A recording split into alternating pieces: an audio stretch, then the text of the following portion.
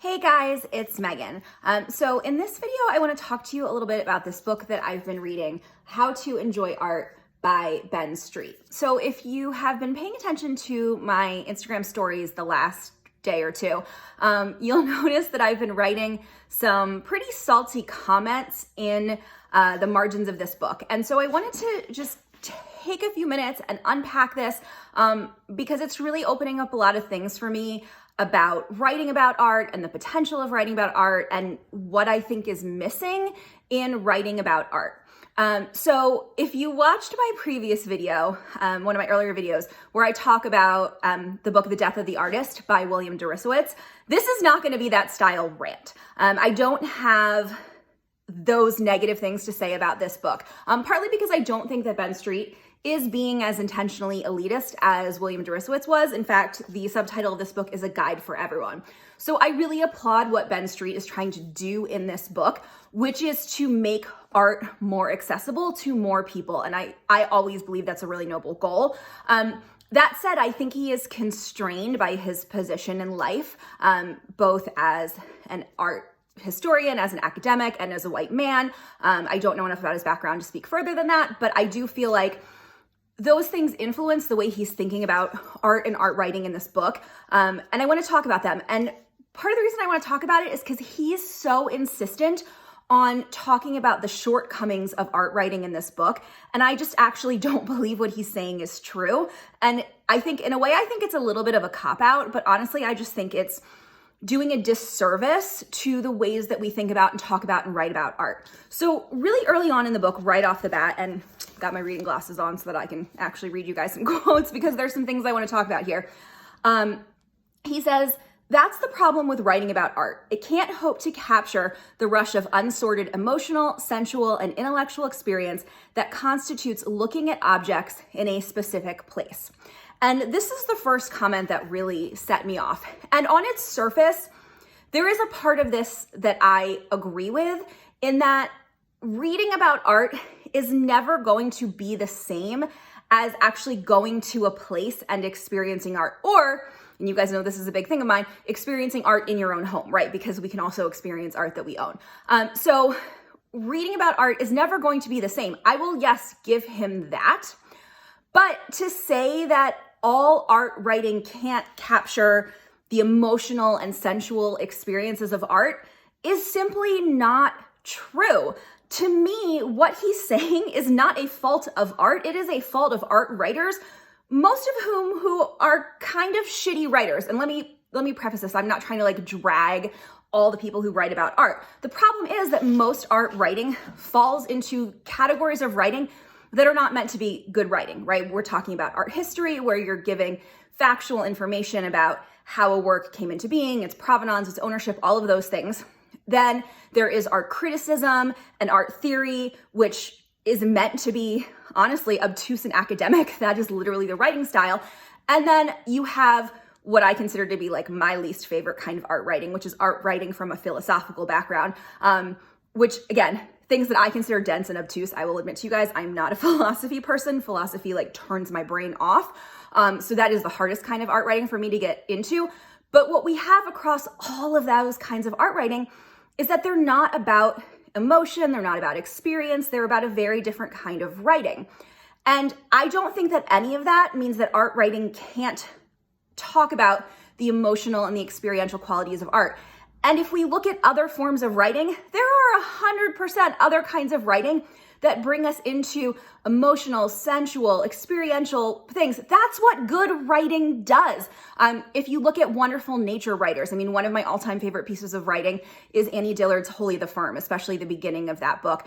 And that is writing about an experience in a way that is emotional and sensual and meaningful. And I am transported to her experience in the woods and in nature and this very specific thing. That is good writing. And there is no reason that that couldn't be applied to art. And then obviously, same thing with fiction, right? Fiction is emotive and sensual, and all of those things happen in writing. And so if those things aren't happening in art writing, it is not the fault of art. It is the fault of art writers. And this is really a sticking point for me because what I haven't shared a lot here, I've been talking a lot about how I've worked on a book proposal. I've actually finished the proposal and I'm now working on shopping it. And so, which like still looking for an agent. So if anyone knows an agent, I am on the hunt.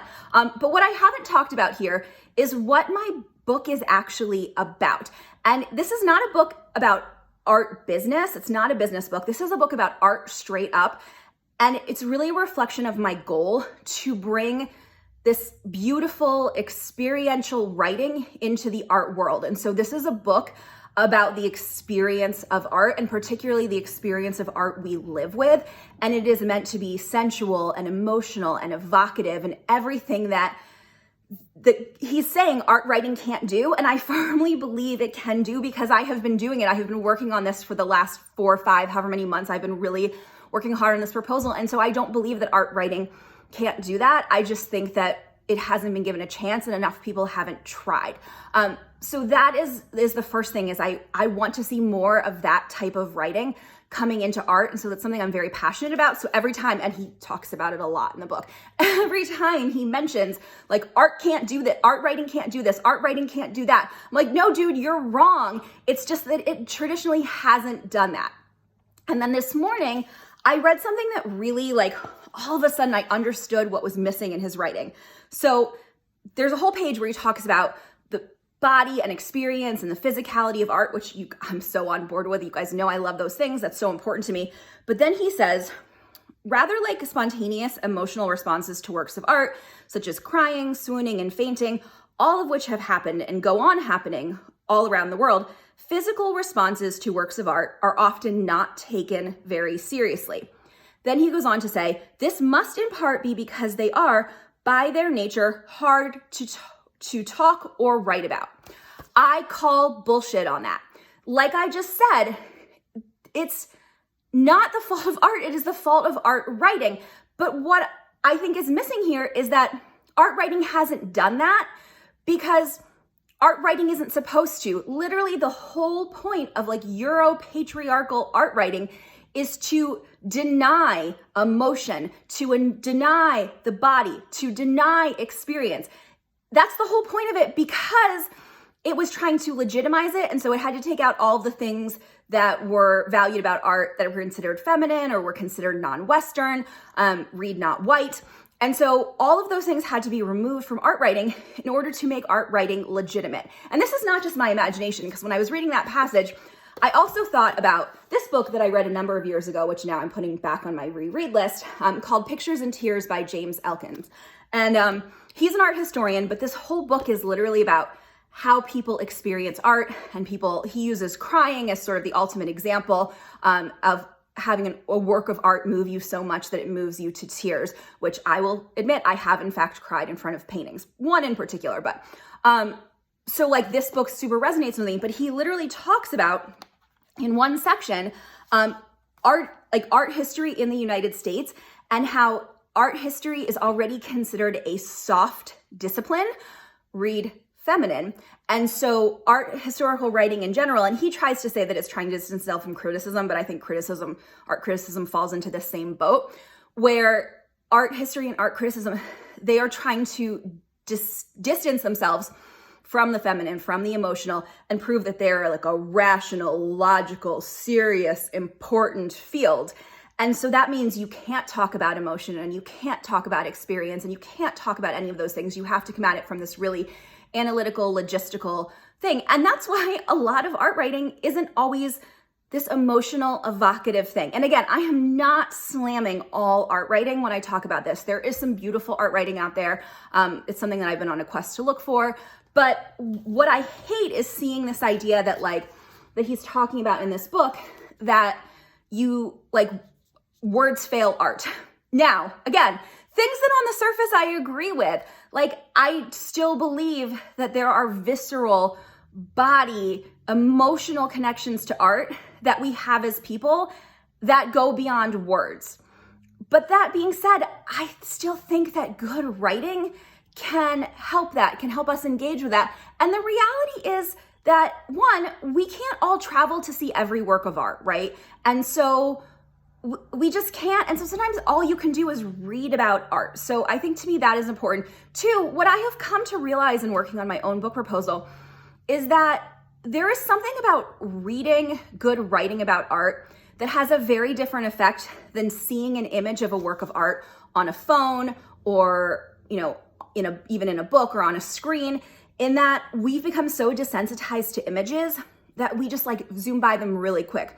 And good writing about art forces us to slow down and kind of take in that experience. And I think that is so important. And then the final piece is that when we read about other people's experiences of art, it lets us into someone else's world, and that increases empathy. It increases the way we might approach a work of art. It might change the way we think about a work of art. And so I think that good experiential art writing is essential because it gives us a different perspective on a work of art. And so for all of those reasons, I don't believe it's not possible to write about art in this emotional, sensual, visceral way. I think you can, and I think it's really important, and I actually think we need more of it in the world. So I will admit I'm not done this book yet. I said this in my stories, I might not be the actual audience for this book. There are things I absolutely love about it, and I'm really looking forward to diving in. I expect to finish this book, not like Death of the Artist, which I just straight up gave up on. But this is a real sticking point for me, and it's something I'm going to probably be talking about more because I do think that there's room for art writing that brings in all of those wonderful things that I love about art. The body, the visceral, the emotive, the sensual, all of those things. And I want to see more art writing about that in the world. That's something that I'm trying to do for myself. And if you guys know any good art writing like that, if there's something that you read that was like, oh, this is just the most beautiful expression of art writing, please tell me about it. You guys know I love to read. I want to hear about it.